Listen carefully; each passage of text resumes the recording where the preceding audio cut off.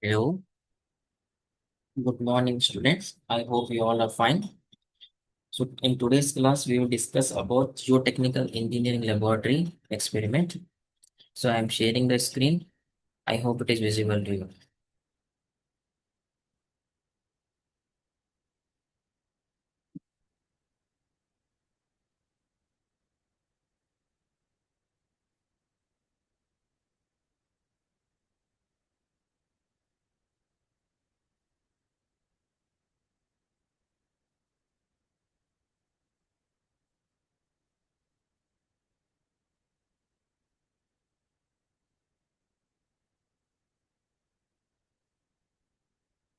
Is it visible to you? You just drop a message in the comment box so that I can understand that it is visible to you. So, in the last class, we have seen an experiment with respect to plastic limit of soil. So, in today's class, we will see an experiment related to liquid limit of soil. So to aim of this experiment is to determine the liquid limit by static cone penetrometer. So the aim of this experiment is to determine liquid limit by static cone penetrometer. So what exactly is liquid limit? How you will define liquid limit? Liquid limit is the moisture content at which the soil passes from the plastic to the liquid state as determined by cone liquid limit test. So how we are defining liquid limit? Liquid limit is the moisture content at which the soil passes from the plastic to the liquid state as determined by cone liquid limit test. So now specifications, what are the specifications for liquid limit test? This test is conducted as per IS 2720 Part 5 1985 method of test for soils. Determination of liquid limit and plastic limit after receiving the soil sample is it is dried in air or in oven maintained at a temperature of 600 degrees Celsius. If clots are there in soil sample, then it is broken with the help of wooden mallet. So, what are the specifications of this test? This test is conducted as per IS 2720 Part 5 1985 method of test for soils. So, determination of liquid limit and plastic limit. So, after receiving the soil sample, it is dried in air or in a oven maintained at a temperature of 600 degrees Celsius. If clots are there in soil sample, then it is broken with the help of wooden mallet. Next, what are the equipments required? So, the equipment required is static cone penetrometer. Static cone penetrometer is the what you can say apparatus used for this test. Theory. The cone penetration test CPT is one of the most commonly used site investigation tools in the field of geotechnical engineering for the classification and characterization of soils. The liquid limit of the soil corresponds to the water content of a paste, which would give 20 penetration of the soil. So this cone penetration test is one of the most commonly used site investigation tools in the field of geotechnical engineering. Sorry. I will click on some other link. Wait. Oops.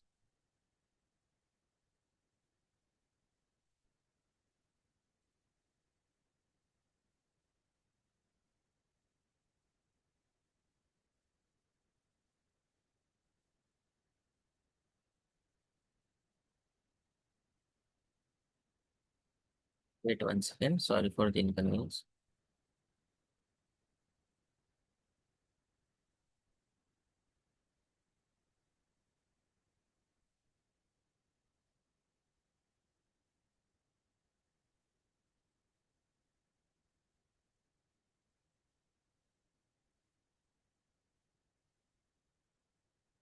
Okay.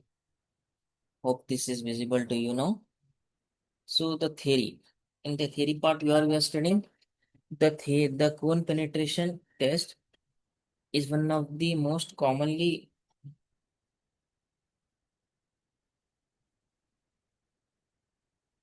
the cone penetration machine test CPT is one of the most commonly used site investigation tools in the field of geotechnical engineering for the classification and characterization of soils. The liquid limit of the soil corresponds to the water content of a paste which would give 20 mm penetration of the soil. So the liquid limit of the soil corresponds to water content of a paste which would give 20 mm penetration of the soil. तो liquid limit क्या है? The liquid of the limit of the soil corresponds to water content of a paste which would give 20 mm penetration of the soil. So precautions, what are the precautions you need to take? Soil used for liquid limit determination should not be oven dried prior to testing. Soil used for liquid limit determination should not be oven dried to testing. So what is the first important thing that you need to get?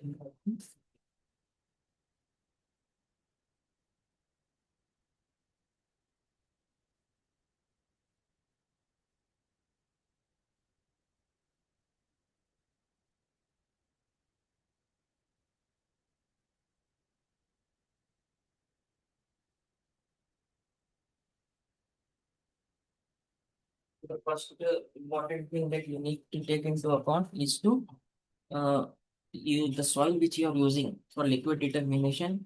It should not be oven dried prior to testing. Normally, what we do in other experiments, we will oven dry the soil sample which we are uh, testing. But in this case, this should not be the method.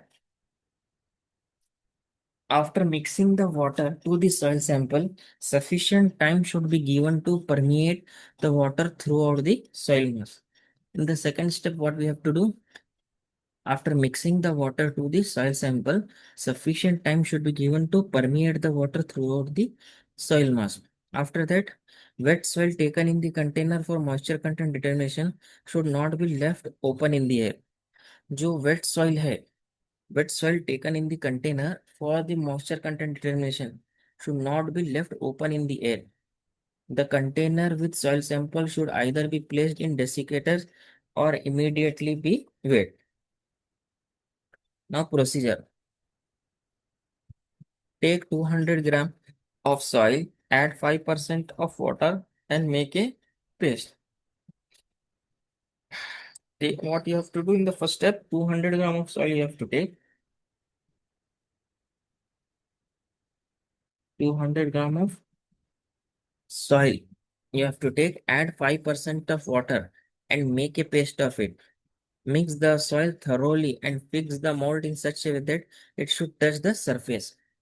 First step is mix the soil thoroughly and fix the mold in such a way that it should touch the surface. Next, release the cone and note down the depth of penetration. After that, in the second step, what you have to do, you have to release the cone and note down the depth of penetration. Repeat the experiment with different values of water content. After that, what you have to do, you have to repeat the experiment with different values of water content. Next, draw a graph of water content versus penetration.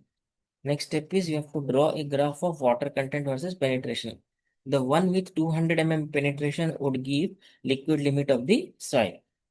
See here how you are defining liquid limit. Moisture content corresponding to 20 mm penetration. So what you have to do, you have to draw a graph of water content versus penetration. The one with 20 mm penetration would give the liquid limit of the soil. So the depth of penetration for various water content is given below. Depth of penetration in mm, weight of container W1, weight of container plus wet soil W2, weight of container plus dry soil W3, water content W is equal to W2 minus W3 divided by W3 minus W1 percentage. So what are the pre-viva questions? Which is the preferred method? Which is the preferred method? Cascade method or cone penetration method in order to determine liquid limit and why? Which limit? Which is the preferred method? Cascade method or cone penetration method in order to determine liquid limit? So we have seen both the cone penetration method as well as cascade method. As per my personal view, I will go with cone penetration method because it is very simple and easy. Next is what type of soil should be tested using static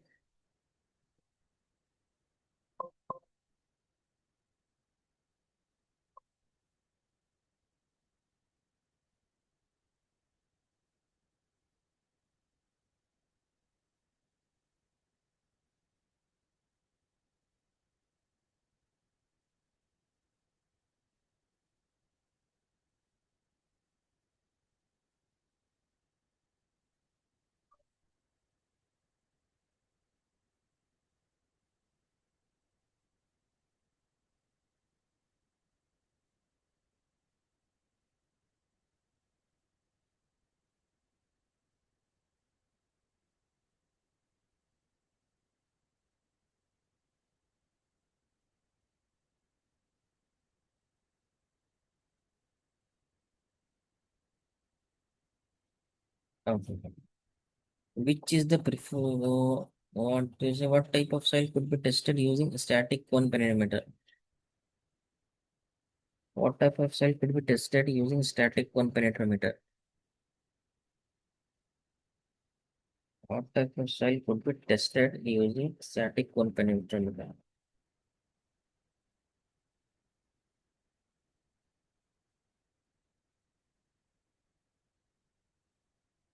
Different types of soil can be tested using static cone. Is it linear graph or semi-log graph in the case of a linear graph? Is it possible to determine the plastic limit of soil using cone penetrometer? No. What are the practical implications of conducting this test? The liquid limit is in percentage, verification or validation. The liquid limit obtained using cone penetrometer is generally seen 2.2% higher than Casagrande apparatus. Do a comparison of the Casagrande with the liquid limit value. The liquid limit of the soil is this much. So I hope you have understood. I will just recall the things. After that, we will end this. So the aim of the experiment is it visible to you or not? I guess it is not visible. I am just sharing the screen once again.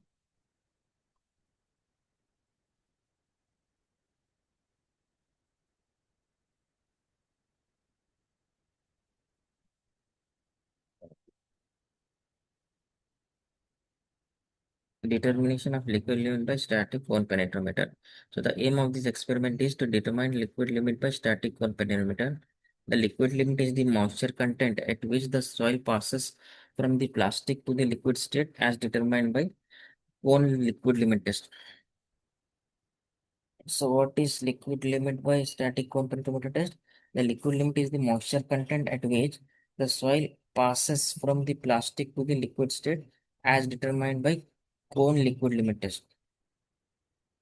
So this test is conducted as per IS 2720 Part 5 1985 methods of test for soil.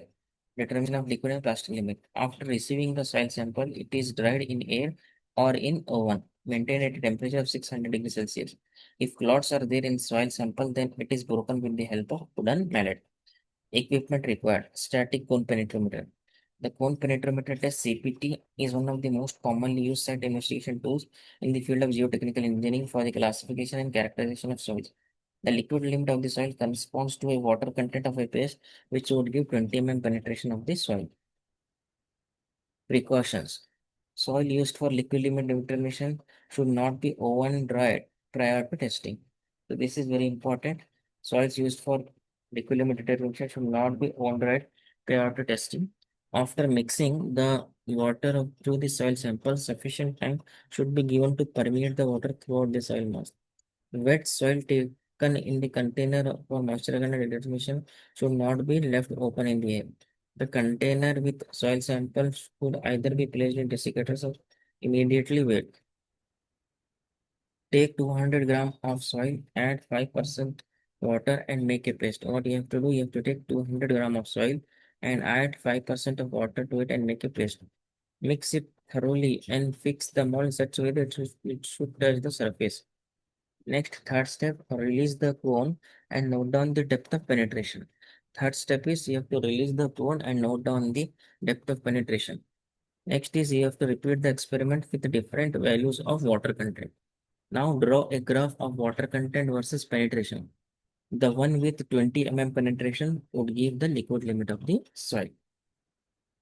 You have to draw a graph of water content versus penetration.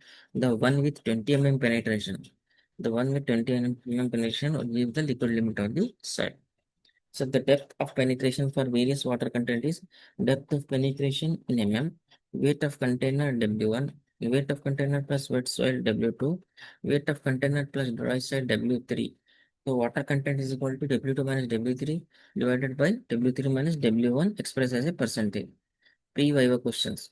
Which is the preferred method? Which is the preferred method? Casagrande method, cone filtration method in order to determine liquid limit. So these are the viva questions. Verification and validation, how you will do? The liquid limit obtained using cone penetrometer is generally seen 2.2% higher than Casagrande apparatus. जो liquid limit आपको obtain होती है cone penetrometer से is zyada high is generally seen 2.2% higher than Casagrande apparatus. Do a comparison of the Casagrande liquid limit with the cone penetrometer liquid value. Conclusion: the liquid limit of the soil is in percentage. Determination of shear parameters by direct shear test. Aim: to determine the shear strength of soil using direct shear test. To determine the shear strength of soil using direct shear test. In many engineering problems such as design of foundations, retaining walls, slabs, pipes, bridges, sheet piling, the value of angle of internal friction and cohesion of the soil involved are required for the design. Direct shear test is used to predict the parameters quickly. The laboratory report covers the laboratory procedures for determining these values for cohesion-less soil. Specification: the test is conducted as per IS 2720-13-1986 method for test for soil. 1 kg of air dry sample passing through 4.7 ISA is required for this test. Experiment equipments required. Shear box apparatus consisting of shear box 60 square and 50 deep. So shear box apparatus is there, consists of shear box 60 square and 50 deep. Grit plates, porous stones, etc. Loading device, other accessories. So theory part includes box test. Box shear test can be used for the following test: quick and consolidated quick test on clay soil samples, slow test on any type of soil. Only using box shear test apparatus may carry the drain or slow shear test on sand. As undisturbed samples of sand is not practical to obtain, the box is filled with the sand obtained from the field and compacted to the required density and water content to stimulate field condition as far as possible. So far, clay is concerned, the undisturbed samples may be obtained from the field. The sample is cut to the required size and thickness of the box shear apparatus and introduced into the apparatus. The end surfaces are properly trimmed and level. One NF test on remolded soils of clay samples are required. They are compacted in the mold to the required density or moisture content. Equation. Coulomb's equation is used for computing the shear parameter. For clay soils, S is equal to C plus tan phi. For sands, S equal to sigma tan phi. Where S is shear strength of soil in kg per centimeter square. C is the unit cohesion in kg per centimeter square. Sigma is normal head applied to the surface of the specimen. Kg per centimeter square angle of shear resistance is. In direct shear test, the sample is sheared along a horizontal plane. This indicates that the failure plane is horizontal. The normal stress on the plane is the external vertical load divided by the area of the sample.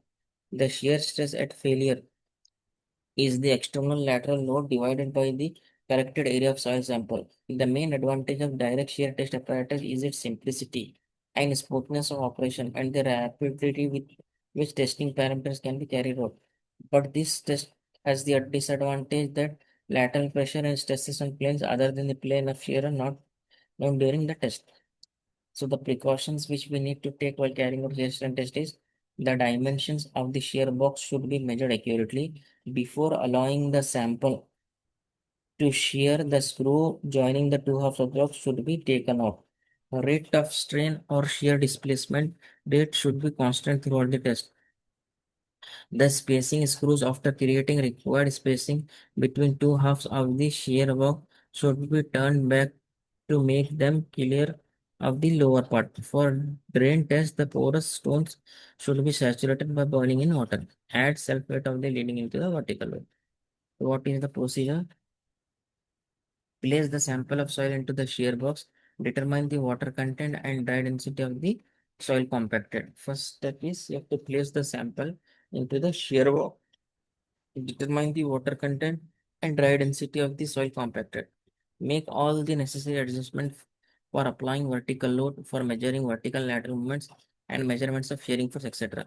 Apply a known load on the specimen and then keep it constant during the course of the test.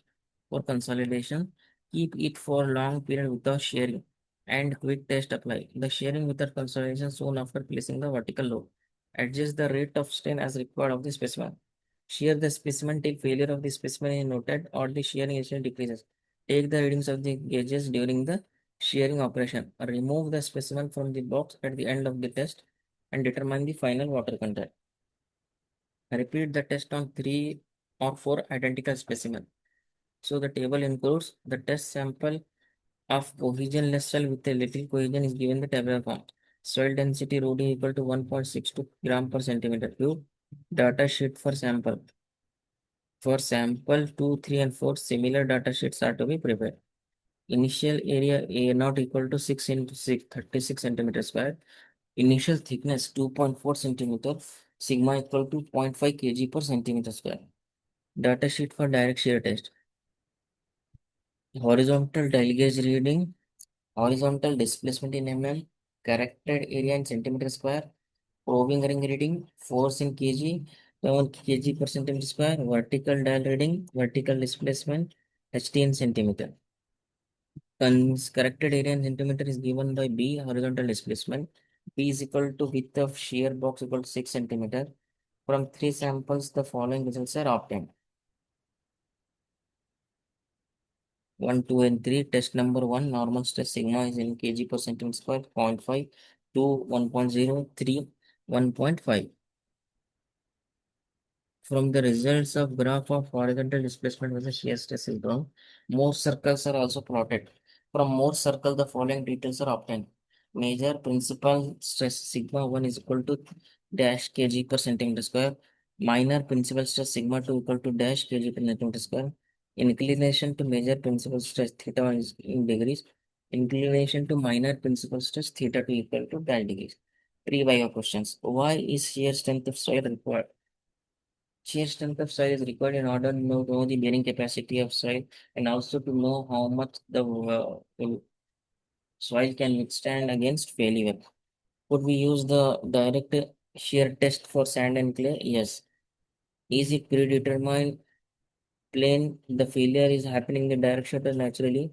It is happening is at the predetermined plane. The failure is happening in the direct shutter naturally. It is occurring naturally. Is there any apparatus using which we can determine shear strength of soil? Not so. Will this test give reliable and resistant? No.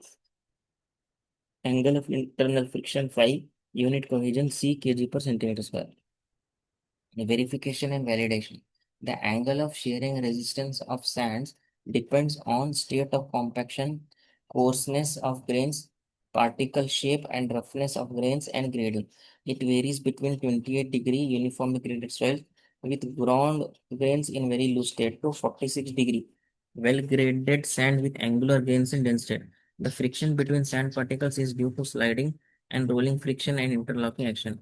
So what is the conclusion? The given sand soil has angle of friction as showing the type of sand as deeply coarse. What are the initial adjustment required for the equipment? What is the proving rate capacity of in direct shear test? What are the steps to get accurate results? So this completes our topic shear strength of soil. Because it is a demonstration test, we do not have the apparatus for this in our lab. So only theory part you should remember. We will disclose it as a what you can say demonstration test. So once again, I will just repeat you will just listen it. So the aim of this experiment is to determine the shear strength of soil using the direct shear apparatus. So what is the need of calculating the shear strength? What do you mean by shear strength? What is the application of shear strength in many engineering problems such as design of foundations? See, design of foundation is very important. Without a proper design of foundation, no building can withstand. So, in many engineering problems such as design of foundation, retaining walls, slabs, bridges, pipes, sheet piling, the value of angle of internal friction and cohesion of the soil involved are required for the design. So, if you want to design a foundation or retaining wall, slab, bridge, pipes, sheet filing. What is important or what you need? Value of internal friction, angle of internal friction, and cohesion of the soil. Both these parameters are important. Direct shear test is used to predict these parameters quickly. So this test, that is direct shear test, why it is carried out in order to predict this quickly. That is angle of coefficient of friction and cohesion of soil. The laboratory reports covers the laboratory procedure for determining these values for cohesion less soil. So specifications. Specifications is nothing but what are the codes you are using for this particular test. IS IS 1 up to IS 272013 1986 method for test for soils.